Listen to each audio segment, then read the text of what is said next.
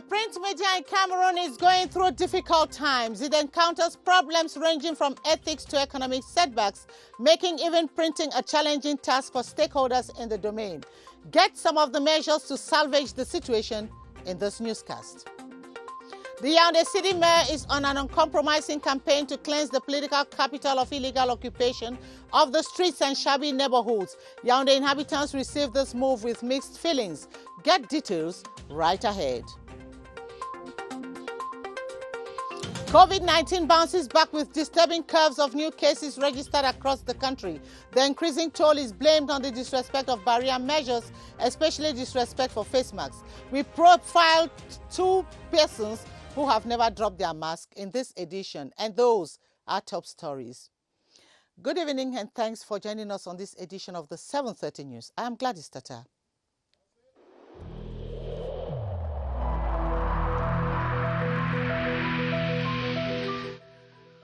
I urge you once again to put on your face masks, to wash your hands regularly, and to consult a physician or any other health personnel if you notice any symptoms.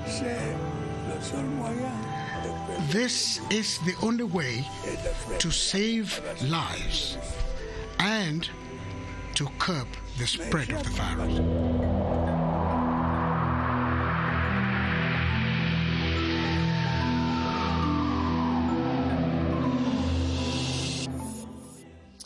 Granted that the private press in the country thrives in its mission of providing information and shaping public opinion on burning issues, the sector is bedeviled by factors that threaten the foundation of its existence.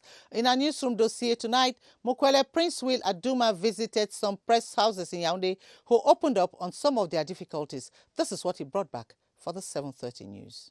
An equipped office and visibly satisfied staff. Esingan may be out of the danger of folding up, but poor distribution is a worry. The paper does not get to its audience due to problem of distribution.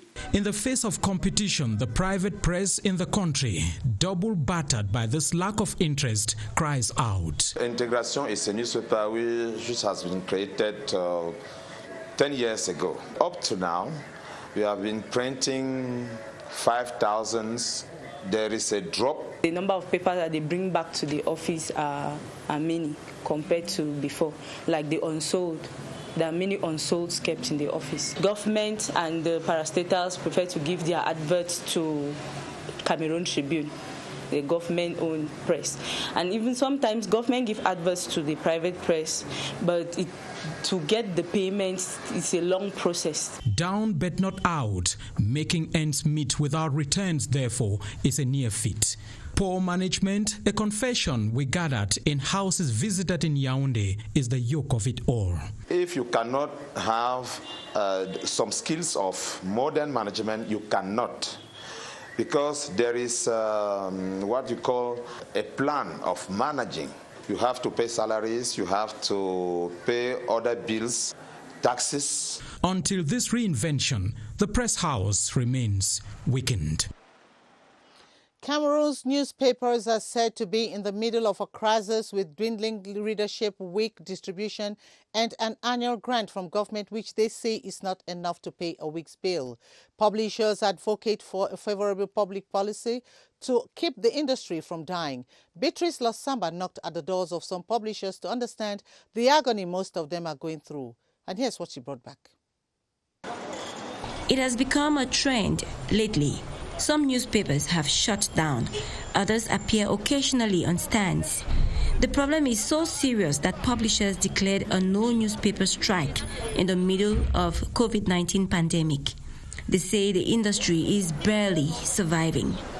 Distribution of newspaper, our bills are not paid on time. The modern distribution company, Mesa Press, folded up, and we have problems actually sending the finished products to the market.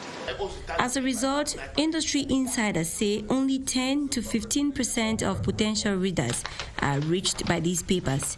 Also, due to a dwindling readership linked to the emergence of social media. Cameroonians no longer read. The social media has done a lot of damage to the print media. And then the eternal problem of a public policy that they say doesn't seem to act in favor of the fourth power. I take like the Guardian Post, for instance. If you take just the salary situation, 4.3 million, 350 francs a month, and the government is brandishing something below 2 million as subvention for 1 year. Weak advertising rates too, coupled with the invasion of the sector by quacks. Tough solutions are needed to turn the industry around. There should be a bill that is enacted at the parliament for the subvention. If it is a law, it makes it compulsory.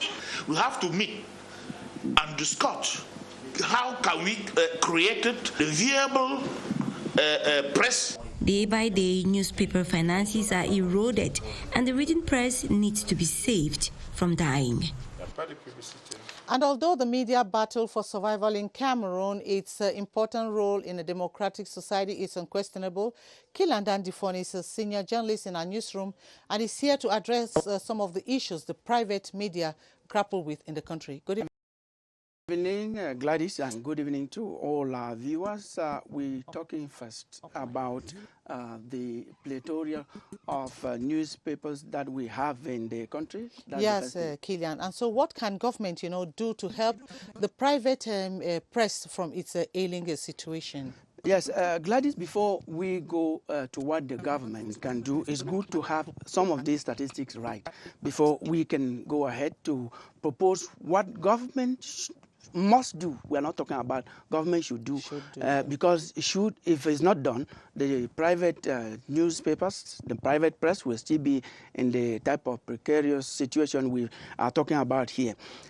It all started in 1990 with the liberty laws, we call them social communication laws, where you simply had to make a declaration at the office of the senior divisional officer to own a newspaper. And since then, we have 700 newspapers legally existing in Cameroon. Of the 700, we have only 200 that are active. If we are talking about 200, of the 200, there are some that publish weekly, others even publish quarterly, and some don't even publish, but they legally exist. We have, talking about a global situation, we have 350 radio broadcasters, 50 TV broadcasters. We have 20 online publications with 8 legally recognized in Cameroon at the Ministry of Communication. Now, with these statistics, Gladys, you see that government has to review the 1990 laws on communication. What we mean here is to cut down the number of newspapers that sometimes we know that in Cameroon we say is more of anarchy than actually newspaper existence. But what becomes of the publishers, Kilian, when you say cut down? No, they have to cut down, have to make sure that they are serious, that for any newspaper to exist, they have to be serious. Serious means that the law has to be different. You don't just have to declare. Now, let me take you to what exists with the TV and radio. With TV and radio, since they are operating in a commercial manner, with a commercial character. You have, as a radio owner or TV owner, you have to own an enterprise. So when you open a TV station, you attach to that enterprise. We mean that you have an economic base. You will not be wanting, you will not be crying that you have a newspaper. So government has to review that 1990 liberty law that is large. Anybody can make a declaration. Remember that you just have to go declare at the senior divisional office that you want to start a newspaper. If you don't even have a response, you go ahead and publish. So that law has to be reviewed. Another thing, government has the policy of assisting the public aid to private media, and it is to the tune of 240 million CFA francs. This is more for 700 newspapers. Let us say there are 200 active. This amount of money, budgetary annual allocation for private newspaper from the part of government has to be stepped up. Some countries in East and West Africa have up to 500 million. Some have even up to 2 billion for private media. So that has to be done, Gladys. Yeah, but Killian, we understand, that the situation of the private press is preoccupying. We are in a digital age, and can that be a way out? It can actually be a way out. That is for these newspapers because it takes less hard material. In your small corner alone with your laptop, for example, you can go on and publish maybe alone.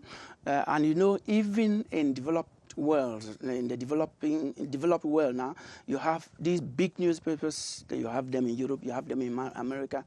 They are going online, which means they are not depending only on the hardware. So in Cameroon also, this option has to be looked into, and these newspaper publishers have to consider that option because it's going to solve some of these problems because they cannot pay CNP social dues, they cannot pay their workers, they cannot pay all of this, and that's why we have some of them who can be paid with anything, and they go publishing, they go blackmailing, they go publishing scandals about people, libel, and the rest. Well, thank you, Killian, for those clarifications. Thank you very much. And that was our newsroom dossier. Thanks for being here. You're welcome. And on to other news, the head of state's continuous call for separatist fighters in the northwest and southwest regions to drop their arms and contribute in nation building is gradually being embraced by most of them. The challenge now is the trust for the factor between the fighters and the defense forces, they say. To build the trust, the Minister of Territorial Administration, Paul Atanganji, is in Bamenda to highlight the enabling environment put in place by government on how to succeed, with religious and traditional rulers having a preponderant role to play. Let's get highlights of the meeting in Bamenda with Constantine Baum. The first key point for the separatist fighters to note is that when dropping their weapons, they are covered by the head of state's promise and no one will kill them. If they are in groups, the procedure to follow are very simple. Only the state has absolute legitimacy over violence. That is why the head of state, President Paul Biya, has offered other possibilities for the ex-fighters to come out of the bushes. They have to drop their weapons unconditionally. There is no military person, no police, no gendarme who will see an ex-combatant with his hands up indicating that he has surrendered. Then he will go after you. No, he will just take you and protect you and take you to the closest administrative authority. After leaving the bushes and dropping their guns, no one goes to the prison. No investigations on the individuals, as government is focused on reinserting the ex-fighters.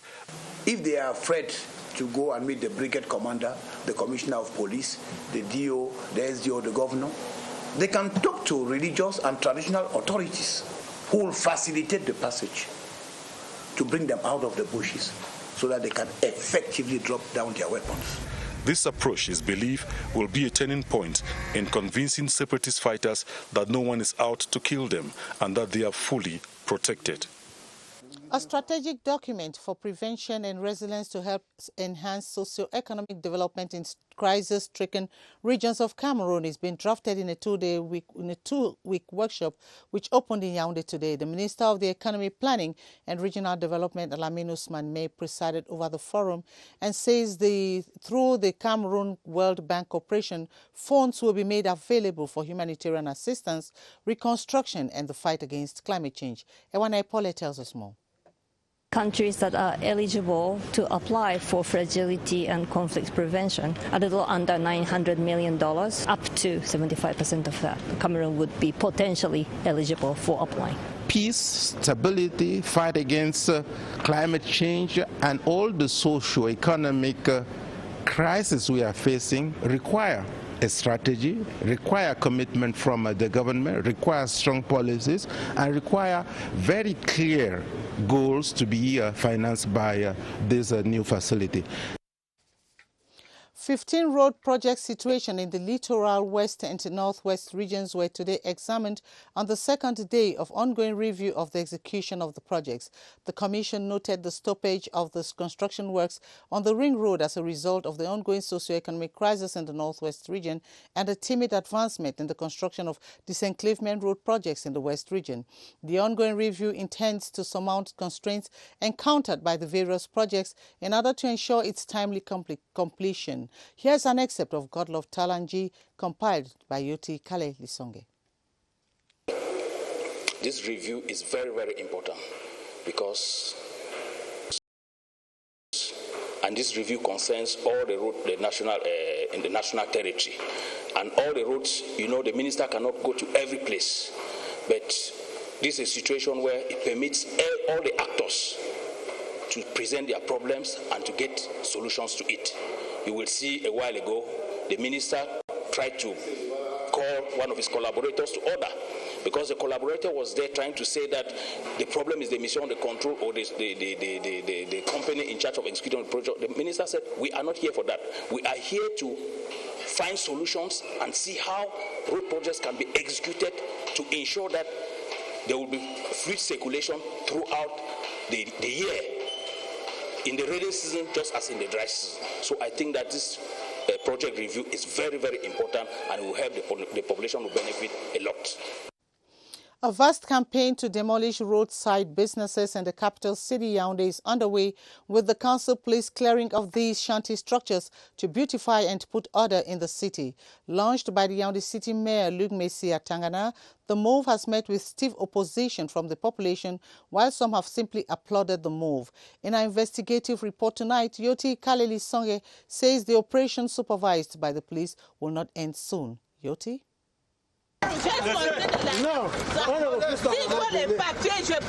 Incivility and resistance, but the municipal police still has its way as tables and stands are sledgehammered, even though some street vendors slip through the net.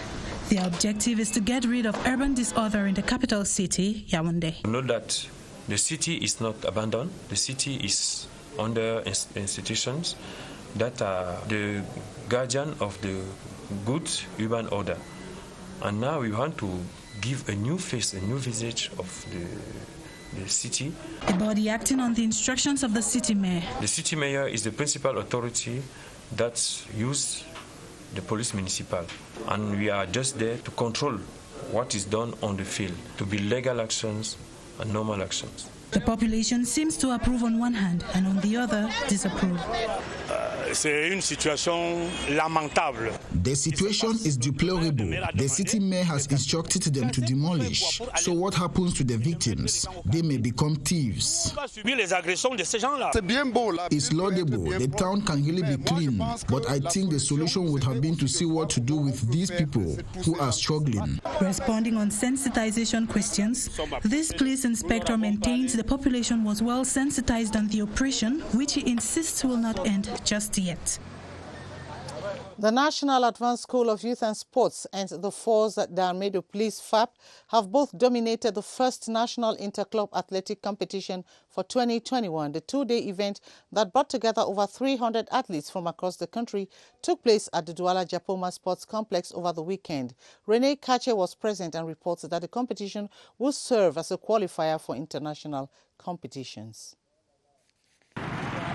The motorbike transportation sector in Douala has for the past years attracted thousands of jobless youths who easily integrate because they don't see the necessity of formal training or documents.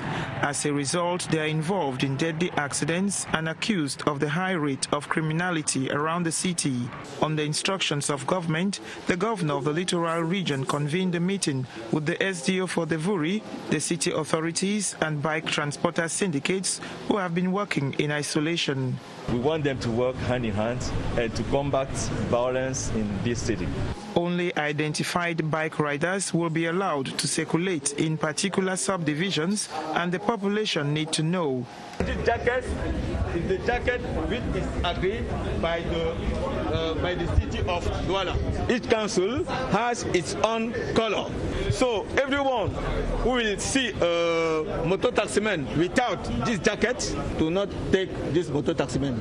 The identification and training is on course, with 606 bike transporters already trained. 716 more have registered for the next session, while 716 bikes whose riders do not conform have been seized. Well, we're sorry for that mix-up there. That was a consultation meeting between Littoral Governor Samuel Jedone Vahadiboa and motorbike riders to keep order in the sector. Producers of the avian sector in the West region have been sensitized to prevent another outbreak of the highly pathogenic avian influenza H5N1 in the region. This was during a meeting in Bafoussam presided over by the Regional Delegate of Livestock, Fisheries and Animal Industries. Go Henry has the details from CRTV West in Bafoussam. According to officials of the West Regional Delegation of Livestock, Fisheries and Animal Industries, there is no case of the highly pathogenic avian influenza in the region. But since there is an outbreak of the avian flu in neighboring Nigeria, the sensitization meeting was to bar the way to the H5N1 in the West. We had an information from the hierarchy that concerns the outbreak of the highly pathogenic avian influenza in Nigeria. Our main aim is to keep them alert what is currently going on as far as the highly pathogenic avian influenza is concerned. Producers of the avian sector have been enjoined to take all the necessary measures to prevent another outbreak of the avian flu. What we urge them to do is to also notify if there is a particular problem within their areas of production, and also to urge them know that the highly pathogenic avian influenza is a disease that can ravish every sector that concerns maybe the pig sector as well. The regional delegate of livestock, Dr. Oswald Mpok, has called on poultry farmers to contribute to prevent the H5N1 from entering the region. It will soon be about a year now that cases of COVID-19 were discovered in the country, followed by the implementation of barrier measures to control its spread. Though some city dwellers seem to have slackened on these good hygiene practices, such as the wearing of face masks and washing of hands, others have chosen to make these practices a daily habit. Cynthia Saptala profiles two of such persons in this report.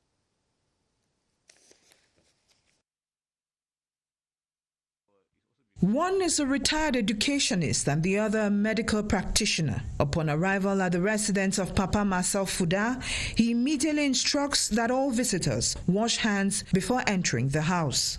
Yes, he falls within the vulnerable age group, and COVID-19 is still very much a threat today as it was a year ago. I have a couple of friends who just died like that. COVID is there. There was a drop, but now they say it is coming back. You have to become more careful again. In his home, the mask is compulsory for everyone and outings are controlled. When I get out of my bed, I look for my mask. When I take my children to school, everybody must have his mask. Another adept in this battle is Dr. Fokam, a virologist, who says upholding these barrier measures have been important given all the information he has been privy to as a result of this job. On a daily basis, we see between 5 to 10 new positive cases. I really have to stick to this barrier measure. A mask in the car, in the office, and even by his bed, this health personnel is proud to have never contracted the virus. 5% of patients who are actually hospitalized as compared to 0.5% in the previous month. So the situation is really getting worrisome, and we need everybody to apply these natural measures. These two stand firm, urging others to follow their example.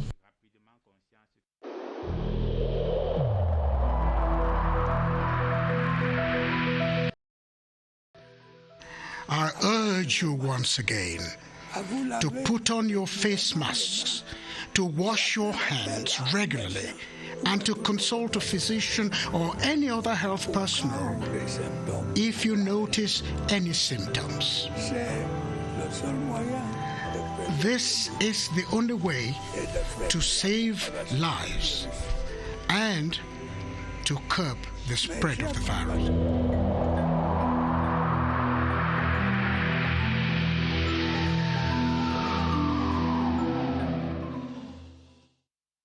Following the latest COVID-19 statistics, there are 38 Cameroonians presently on oxygen due to COVID-19 in different hospitals. Cameroonians would like to know where exactly are these patients and how are they being taken care of. Baldwin Sama and his guest, Dr. Joseph Fokam, are at the Public Health Emergency Operations Center with explanations. Good evening, Baldwin. Good evening to you, Gladys Tata. Effectively, with 38 persons under oxygen in Cameroon, these are simply telling signs that the pandemic is still very much present among us, and we should continue respecting the different outlined barrier measures. But where are these patients, these persons under oxygen, and how are they taken care of? Let's find out from Dr. Joseph Fokam. Good evening to you, Doctor. Good evening, Baldwin. With so far 38 persons who are under oxygen with regards to this ongoing spread of COVID-19, we would like to find out where are these patients and how are they taken care of? But the situation is really getting more and more concerning in our context. And why? Because we are seeing more and more new cases, more than what we had in the previous months. And where are these new cases coming from? We have, for example, the East region, surprisingly, is where we have the majority of new cases, followed by the Center region, the Littoral region, and also, surprisingly, the Northwest region, where we tend to have previously a better control of the pandemic. So actually, we are seeing more and more new cases from this region, and this is also where we have more people on oxygenotherapy. And why? Because the more we keep seeing new cases, the more we will have people also on oxygen. And what we really want to emphasize, irrespective of your region of origin, please, whenever you have any first symptom linked with COVID-19 suspicious, please go get tested. And once you get tested, please know there is adequate medical infrastructure in place for management. Please don't wait, because delay also goes with high risks of mortality, which is what we have been seeing within our context. Thank you so much, Dr. Joseph Fokam, for always being available as a guest. 38 persons on oxygen in Cameroon. Presently, it is a disturbing situation. We should continue respecting the different barrier measures so as to avoid an increase in the number of persons tested positive for this virus, and equally avoid an increase in the number of persons on oxygen in the different treatment centers in Cameroon. Back to you, Gladys Tata. Well, Baldwin, a stitch in time saves 9. Thanks for those explanations and clarifications to the public. Paris Michel Urbain Camerounais PMUC has changed the life of a citizen in Garoua, North region. He won 70 million CFA francs betting in a race baptized the Valentine's Day Banco. The check was handed over during a ceremony at the premises of the PMUC office in Garoua. Tony Nanyogo reports that the regional director Titi Jean-Claude and other PMUC officials have rejoiced over what they call a major win of the PMUC in the region. The PMUC family in Garoua, joined by the artist Amina Pulu, celebrating a major win of 70 million francs by a bettor in the North Regional Capital. This, according to the regional director Titi Jean-Claude, tells of a bright future. Having a winner in your place reinforces the credibility of the enterprise in the region, because by seeing on TV what is happening elsewhere, we can at one point think it is not real, but when we see it live, it speaks of seriousness. That's why we are very happy. The 70 million prize allotted to the race baptized the Valentine's Day Banco was to celebrate the season of love, a challenge taken up by the stakers and a win described as an asset to the zone. It is good to hear that in a town like Garoua, we have new millionaires, and the PMUC enterprise is for the citizens, because we bring smile and happiness for many families. The winner, who maintained anonymity, staked a total amount of 4,800 francs, and the architect of the winning ticket, sales agent Yompele Nathalie, in her lineup, did not know she was weaving a fortune of love for the wagerer. It was around 6 p.m. on the 12th of February 2021. The bettor met me, telling me he wants to bet but has forgotten his game paper at home. I told him there's no problem, he could use the one at the kiosk. He took it, told me he would first of all go and pray. I reminded him there is banco. He came back, did his combinations, and won. So the celebration continued at the PMUC office in Garoua, which has been recording winnings, but never such an amount. And it is on this advertorial that we draw the curtains on this edition of the 7:30 News. Thanks for watching. Do join Adele Mbala at 8:30 for the news in French. I'll be back tomorrow, same time. Until then, stay blessed. Good night.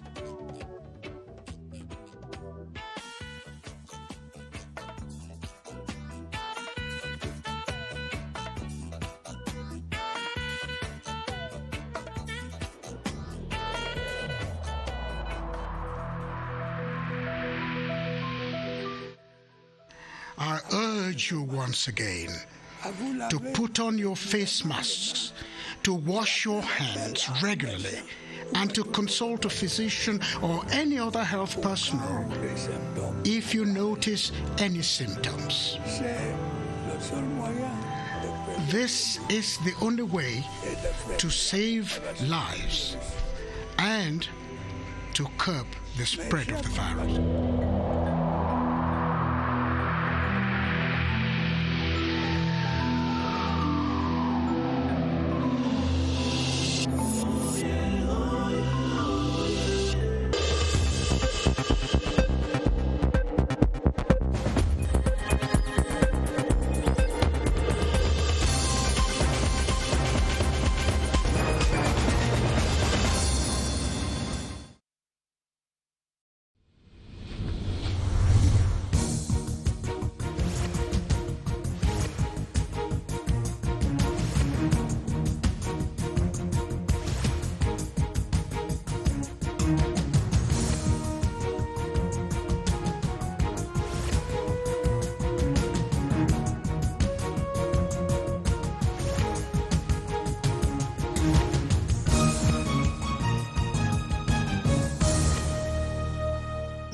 CRTV News, ici, toute l'info.